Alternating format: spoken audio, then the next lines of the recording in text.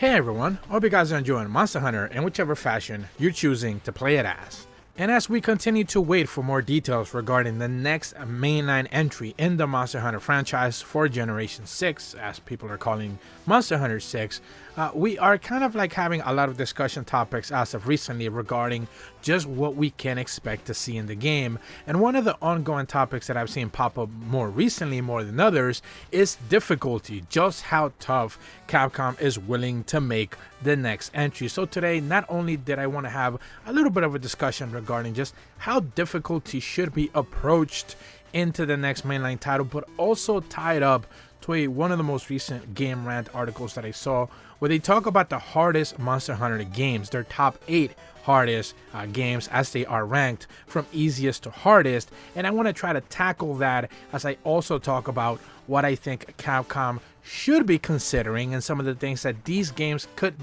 be learning from these games as they make their way into the next mainline generations, because ultimately accessibility is something that Capcom and all of these major publishers are chasing after, not necessarily because they want to make the game for babies, but ultimately because they want to make the game accessible to as many people as possible. The more people who are willing to buy the game, the better it is for them.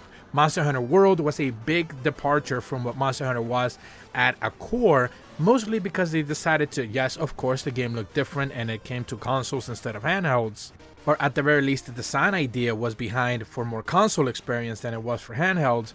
But at the same time, they reworked many of the traditional mechanics that simply players were considering to be a little bit too obtuse or a little bit too complicated. So they ditched that, they streamlined even more of those features when it came to Rise and Sunbreak, and then ultimately what we end up having is a more accessible package, and accessibility usually comes at the cost of ease. The game becomes easier to play with because of course you have many more tools at your disposal. Whether that's good or bad, that's entirely up to a certain player's description or decision, but ultimately it is something that can be a little bit of a drawback to some players. And in the article they mention some of the things that have been kind of like making the game a little bit easier as they do their 8 all the way to number 1. In the article, which I'm going to leave a link in the description below for that, and give a huge shout out to Christopher Michael Markin, they mentioned that they consider Monster Hunter Rise to be one of the easiest games in the franchise, and of course that's highly expected. They mentioned that the most recent release in the entry of the Monster Hunter franchise remains one of the easiest games in the series, prompting fans to wonder what comes next. However, at present there are some different challenges throughout and still by no means simplistic when compared to other franchises. The main thing here is that help to make it more recent entries easier, and many options for players can be fighting the giant beasts as they're attempting to mow them down. Monster Hunter Rise makes hunts a lot more possible for players to prepare for. There is a good deal of small accessibility and quality of life improvements over various previous entries in the series, where players can learn from monsters made in easier ways. Though there are still some incredibly challenging fights, silkbind attacks and the new additions make immobilizing monsters so much easier. Therefore, hunts are quicker and the game are easier. They feel easier overall. And that is something that I think everyone would simply agree with. The game simply just became easier because of the accessibility options, but of course because they revamped some of those mechanics that we already talked about. When it comes to number 7, they mentioned that Monster Hunter Generation is one of the games not considered as part of the main series. Generations is a Monster Hunter game that was released only for handheld Nintendo devices in 2016. There were a few features introducing this entry that helped to make it a little bit more difficult. It looked a lot like getting used to the concepts of new hunting arts, changing the nature of some of the gameplay that players were engaging during the time. That handheld version of other monster games had been a mixed bag due to there being some difficulty in bringing the controls to such games and these devices. As such, in games like Generations, some of the more difficulty at times it felt unintentional. Besides that, Generations is a fun, fondly remembered entry in the series, and I would agree with that. Generations Ultimate, especially on the Nintendo Switch, felt like a much easier, almost a complete package for me. At the end of the day, from the traditional 3DS entries, and certainly I think the easiest way to play it was on the Nintendo Switch because it felt closer to what we saw in World and Iceborne, especially on Monster Hunter Rise. For the comparisons with World and Iceborne, they put that as number 6. The game's upgraded version of Monster Hunter World, featuring a massive and impressive Iceborne DLC, is considered one of the very best Monster Hunter experiences in history by many, making fans debate between World and Rise for the best game. The great thing about Monster Hunter World is that it managed to improve the quality of life for players throughout the gameplay without reducing much of the difficulty. What disappeared in the challenge compared to previous entries was mostly grinding.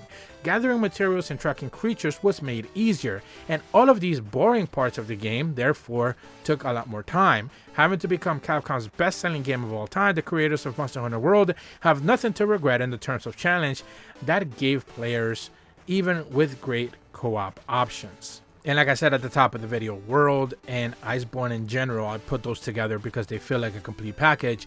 They changed the way the game was just simply appealed. So many players who thought Monster Hunter was just kind of like this Dark Souls-esque type hunting experience simply just decided to pick it up, and the sales reflect that because the game just became so much more easier to enjoy. Now, I would disagree that the game was difficult to some degree. Certainly there were some fights that were, but at the end of the day, I'm not necessarily sure I agree with wholeheartedly that Iceborne was as easy as let's say something like Rise or Sunbreak. I think there are some pushbacks there for sure.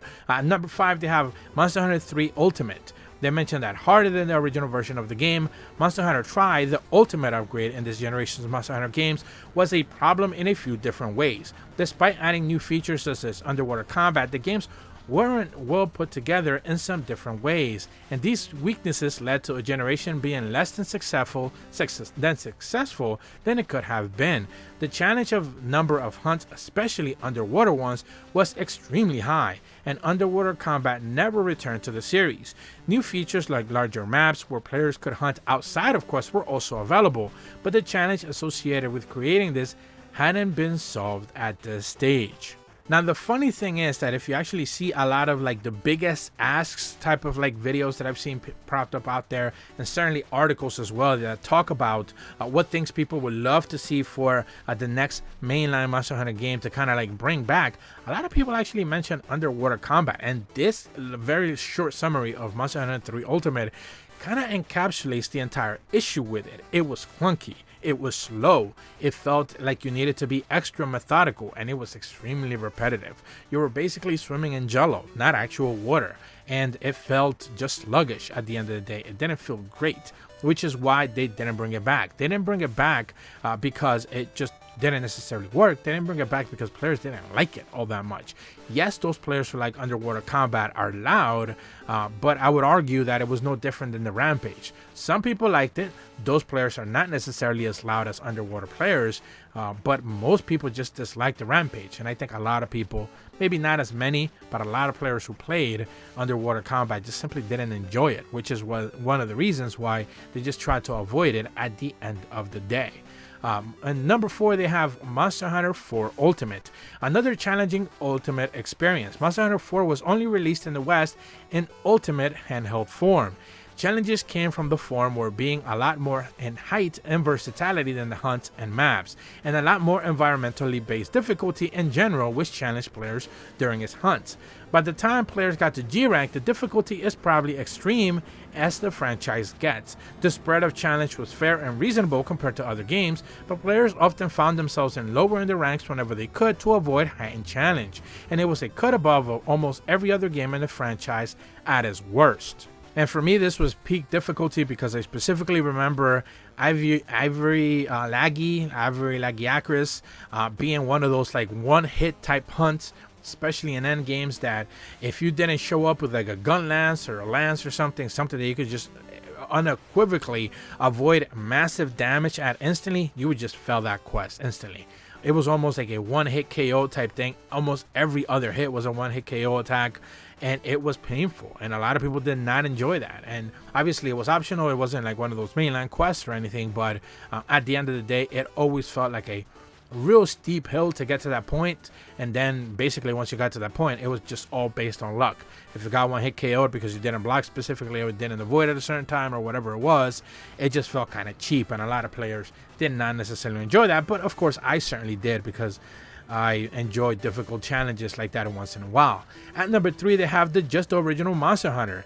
Any new franchise will have problems balancing difficulty perfectly, and Monster Hunter was no different. Supposed to be a challenge form at the heart at release of the PlayStation 2 at the time, when accessibility wasn't yet a focus for games. The challenge of each hunt could get rather extreme, and it was almost Souls-like in nature, and that's extremely true. Players were expected to learn the movements of each creature and challenge themselves by consistently dying to slowly solve how to take them on. While the controls weren't yet perfected and the balancing had been entirely solved yet, Monster Hunter remained one of the most challenging games of this time. And that is one of the points that I tried to bring up when I spoke about the fact that a lot of players are kind of hoping, or were a lot of murmurs regarding there being a potential Monster Hunter remake or remaster. And one of the things that I spoke about, yes, the number of monsters would just simply be too diminished for anyone to really be interested in the game, regardless of how great it looks. But more importantly, if you actually are trying to remaster or remake a game like this, especially one of the original ones, you need to bring in some of those quality of life improvements that players have gotten used to. If you ignore that and you try to make the game as difficulty, as riddled as it was originally, a lot of players are just going to instantly tap out, and I'm not necessarily sure Capcom wants any of that. For number 2, they have Monster Hunter Freedom Unite. The final version of Monster Hunter 2, and one of the few versions of the game that released in the West, remains one of the pinnacle challenges of the series, despite of the controls being better in the first game. The different ways that players were able to fight creatures remained quite limited in entry. Additionally, players still needed to know much about each creature to be able to defeat them. But this became a much more difficult proposition because the second generation of Monster Hunter games contained so many more creatures, making this a horrifyingly hard game to get a hang of at the bat. And this is something that I spoke about even when you've played some of those new, kind of like modded versions of Monster Hunter Freedom or Monster Hunter Dose or whatever, where they're just difficult games. They feel slow, they feel sluggish. Not necessarily a bad thing, but they feel just difficult. And I'm not necessarily sure a lot of players, certainly there's a niche out there that wants that, but ultimately I'm not sure if the majority of the Monster Hunter community now would be willing to welcome that. Lastly, of course, and no surprise, number 1, they have Monster Hunter Frontiers. The slow leveling and grinding systems within MMORPG versions of Monster Hunter franchise made for one of the most difficulty experience that could be achieved in the series. Because of the many different options for new gear that could be obtained, the difficulty and differences in creatures, especially ones laterly added, became increasingly ridiculous. Frontiers was infamous for being against the player because of the challenge it possessed. The creators wanted to constantly give their fans an even greater challenge, making some of the fights insane in difficulty terms because of how much work players had to be ready for, and some of the biggest creatures in the game. And that is, of course, comes with any MMORPG experience. They have to build upon the previous challenges that were available. Anyone who played Warcraft, anyone who played Final Fantasy XIV should be able to know this. They have to try to capitalize on the previous difficulty and bring whatever it is newer, even more difficulty and innovative. Because if it isn't innovative, nobody wants to buy it. So Frontiers had so many expansions, so many post-launch, obviously updates and stuff brought with it because of its MMORPG fashion, and at the end of the day it just made the game extremely difficult. But of course, because it was a live service game to some degree, that's just the way it kind of worked. Once again, I want to give a huge shout out to Game Rant and Christopher Michael Harkin for their 8 hardest Monster Hunter games being properly ranked, and it does make you wonder just what the challenge is, that perfect balance that it could potentially be for next generation mainline game to be as difficult as you may want it to be, with the understanding that potentially it might be a more easier experience than even Rise and Sunbreak,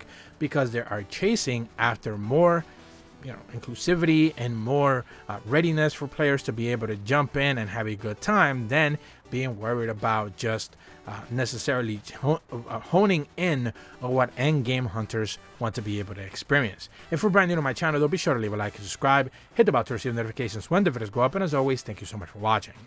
See ya.